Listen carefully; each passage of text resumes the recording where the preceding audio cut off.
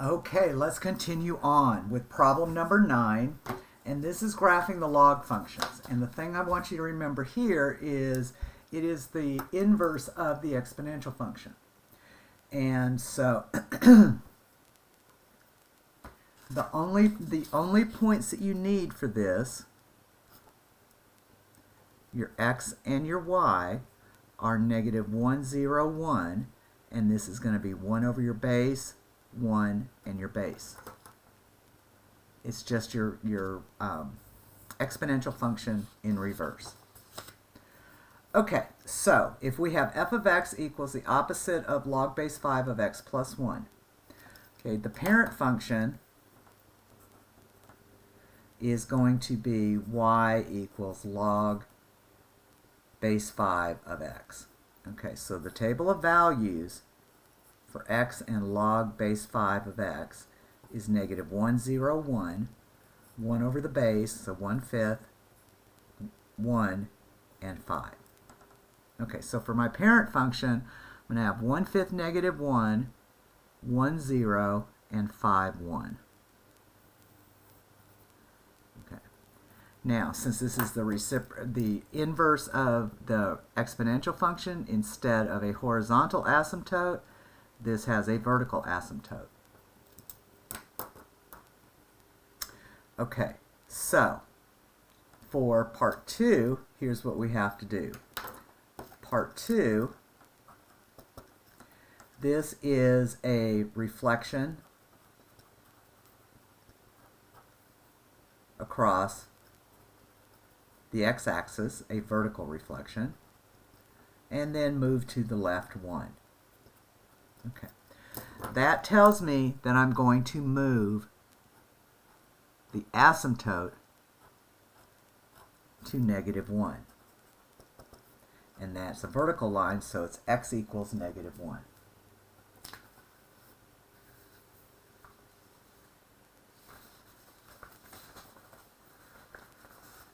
Okay.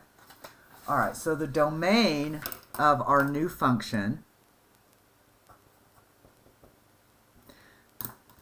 is, I'm sorry, and this is part 4, excuse me. The domain is going to go from, negative 1 to infinity, and the range is going to go from negative infinity to infinity. Okay. So each of these points, I'm going to reflect it across the x-axis, so I'm going to move negative 1 to positive 1, and move it to the left 1 unit. 0 stays put, move it to the left 1. 1, I reflect to negative 1 and move it to the left 1. So this turns the function upside down. Oops, I missed the point. And there you have it. Okay. For b, I have f of x equals log base 6 of x minus 2. Now, since the 2 is not in parentheses, it is not impacting the x like the one up here. This is a vertical shift. Okay, so the parent function is y equals log base 6 of x. So x and log base 6 of x, negative 1, 0, 1, 1 over the base, 1, and the base. Okay, so I have 1, 6, negative 1, 1, 0, and 6, 1. So my parent function looks like this. And again, I have a vertical asymptote. Okay, so for part 2, the only transformation is that it's being shifted down 2. Okay. That's not going to change the domain and range. So my asymptote is going to remain x equals 0. And then I just take each of these points and move it down 2 units.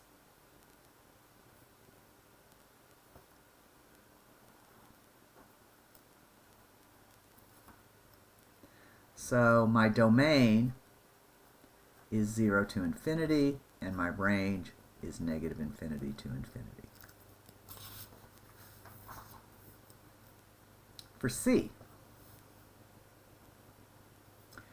F of x equals log base 4 of x minus 1 plus 2. Okay, so my parent function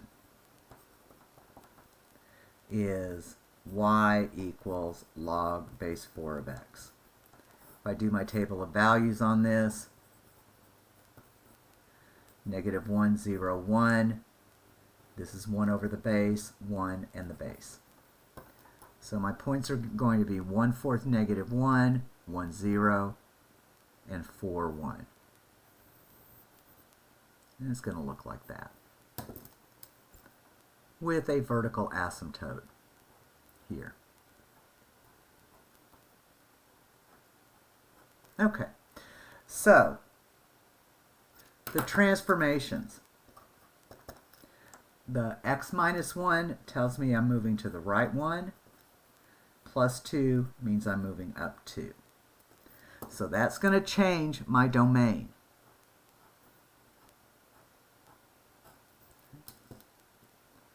And so my asymptote becomes x equals 1.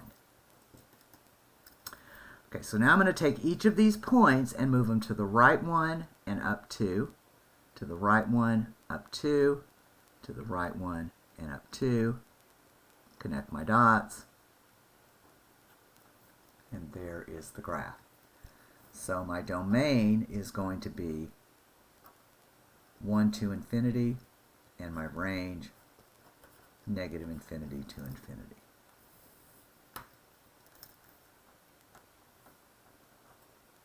Okay, and for the last one here, I have the log of x plus 7 minus 3. Oops, and I forgot to write f of x. Oh, I forgot to put it on there too. Well, my goodness. Okay. All right, so my parent function here, this is a base of 10. So it's y equals log of x. So my table, I have negative 1, 0, 1, 1/10, 1, and 10. Okie dokie, so I have 1/10, negative 1, 1, 0, and 8, 9, 10, 1. Know the basic shape of the function. And of course it has a vertical asymptote at 0. Okay, so for part 2, the plus 7 tells me I'm going to move to the left 7, and the minus 3 means down 3. So I'm going to take each of these points. Well, first of all, since I'm moving to the left 7, I know that my asymptote is going to be moved to here.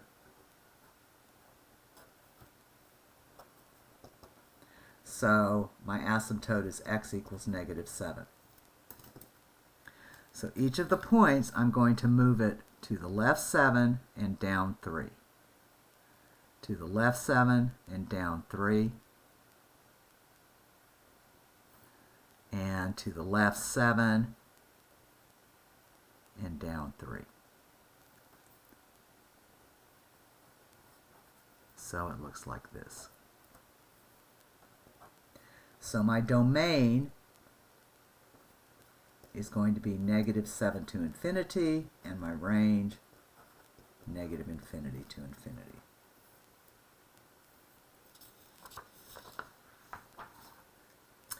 Okay, so let's write expressions now as the sum or difference of logs. That means we're going to expand it. So we're going to have a single log here, as in A, of 100 times the square root of x divided by y to the 5th. And we're going to turn this into a bunch of different logs. Okay. So we're going to have to remember the rules about how to split these up. So we know that log of any base of xy is equal to the log of x plus the log of y. And the log of any base of x over y is the log of x minus the log of y. So we just need to know, whoops, and that's base b. Sorry for my sloppy handwriting. Okay, so I'm going to split this up. We know order of operations that we've got the fraction bar here. So I'm going to split it up into 2 to begin with. So this becomes log 100 times the square root of x minus log of y to the 5th. This can be split up, since I've got 2 bases here, into log 100 plus log square root of x, and then minus the log of y to the 5th. So now we have to simplify it. We have to look at each of these terms. It's all split up now as a sum or difference, but now we have to look at each of these. Okay, well, log of 100, we know this is asking us 10 to what power is 100, so this is equal to 2. Well, this is the same thing as the log of x to the 1/2.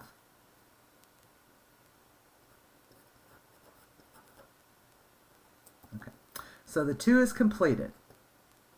But now I have to remember my power property. If I have log base b of x to the y, that becomes y times the log base b of x. So what that means is I can take this, and this is part of the simplification of writing it out here. So this becomes 1/2 times the log of x. And I can do the same thing with the exponent. When it's expanded, no radicals. You want to leave it as exponents, and you want to make sure that your argument is not raised to an exponent. That becomes 5 log y, and that's all you can do. Okay, for b, I have log base 16 of 4x to the 5/3 divided by 3 times z plus 1. Okay. All right, I'm going to do the same thing I did above. I'm going to split it into 2 logs, one for the numerator and one for the denominator, and they will be subtracting.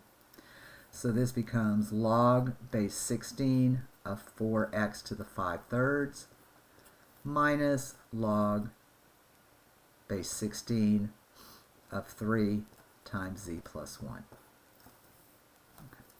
All right, now I'm going to split this into 2. So this becomes log base 16 of 4 plus log base 16 of x to the 5/3.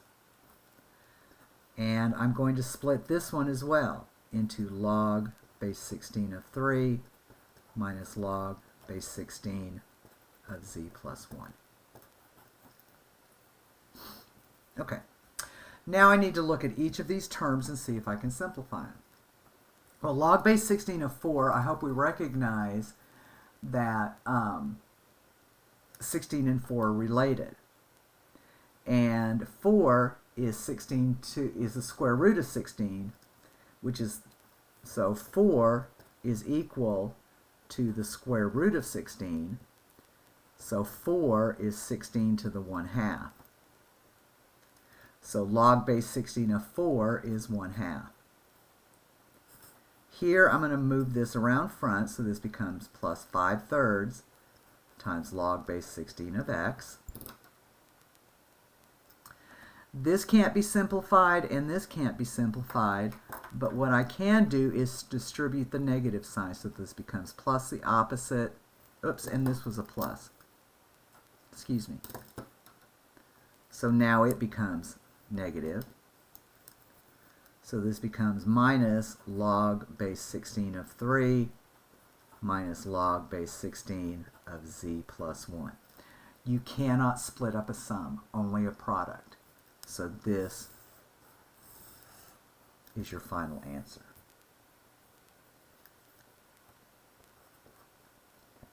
For C, you have the natural log. So while I'm writing this down, I'm thinking, all right, this is base E, so I'm going to look at things, see if I can find anything with e's in it. Oops, and there's one.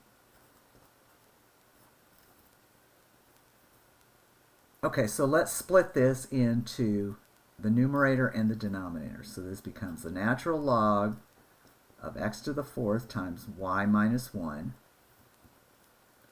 minus the natural log of e to the fifth. Okay. I can split these two, natural log of x to the fourth plus the natural log of y minus 1 minus the natural log of e to the fifth. Okay. So let's see what I can do here. Well, the only thing I can do here is get that exponent out of the argument. So this becomes 4 times the natural log of x.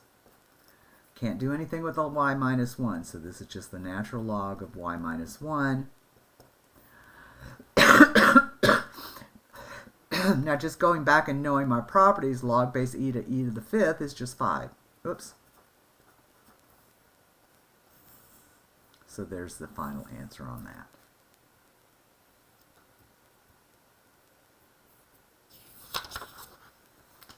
Okay, now we're going to go backwards. We're going to take an expanded log, and just to save myself a little time here, here's what I'm going to do. Okay, so, well, now I'm going to write it out because that'll make it easier. All right, I'll make up my mind here in a minute. So if I have log of 4 plus log of 5 minus 2 log x. Okay. All right, so what you're going to do is just take these two at a time and just do it from left to right. So if I have log of 4 and log of 5, this becomes the log of 4 times 5 minus 2 log x. Okay, so this becomes the log of 20. And here, I want to put this back and write it to the second. Because the instructions say that coefficients have to be 1, so I can't have this 2 out here. So this becomes minus log of x to the second. So now if I combine these, since they're subtraction, and write it as a single logarithm, it's going to be 20 divided by x squared.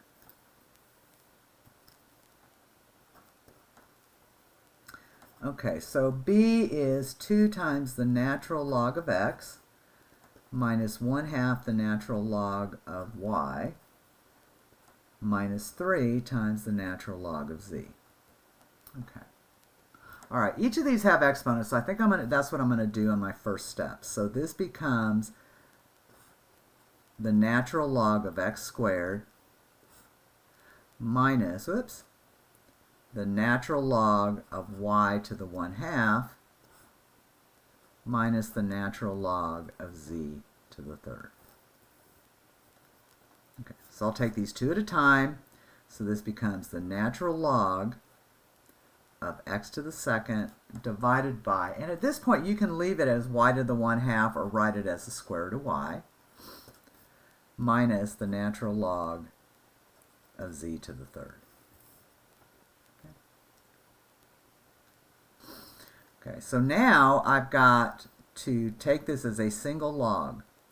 So I have x to the second over the square root of y, and since I'm subtracting, that means the z to the third goes in the denominator, and there's your final answer.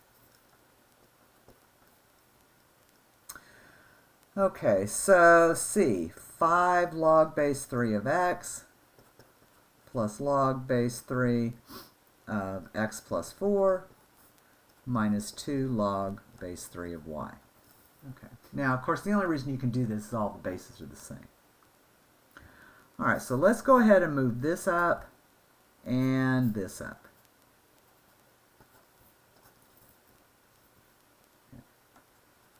So this becomes log base 3 of x to the fifth plus log base 3 of x plus 4 minus log base 3 of y to the second. Okay. Well, the plus means multiply and the minus means divide. So I can actually do this in one step. This is log base 3 of x to the fifth times x plus 4 divided by y to the second. And there's your final answer.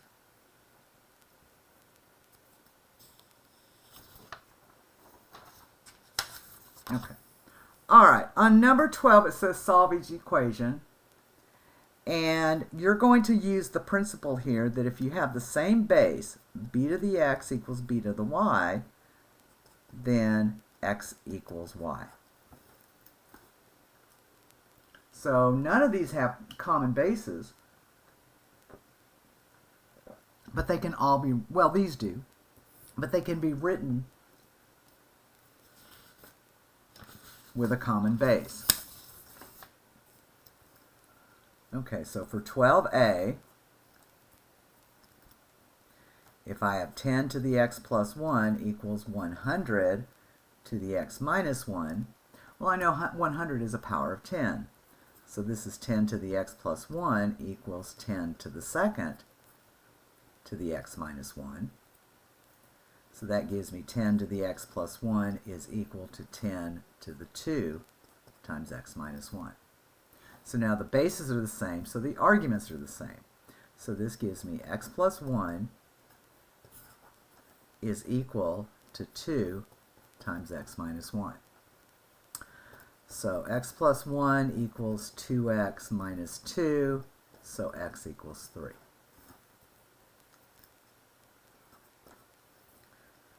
Okay, for b, 4 to the x plus 1 is equal to 8 to the 2 minus x. Okay. 8 is not a power of 4, but both 4 and 8 are powers of 2.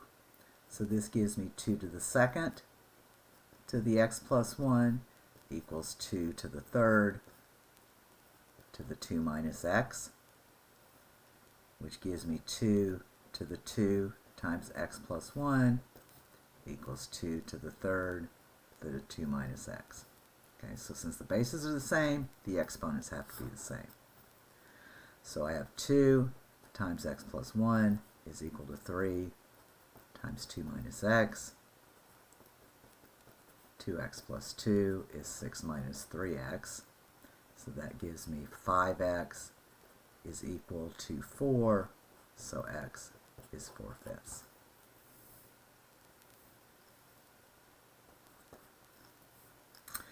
C, I have 3 to the x squared is equal to 3 to the 3x minus 2.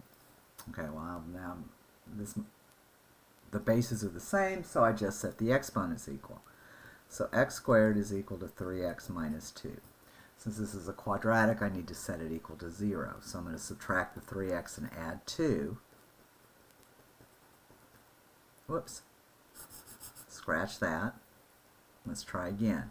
X squared minus 3x plus 2 is equal to 0. And this factors into x minus 2 and x minus 1. So this tells me that x is 2 and x is 1. And we will switch videos.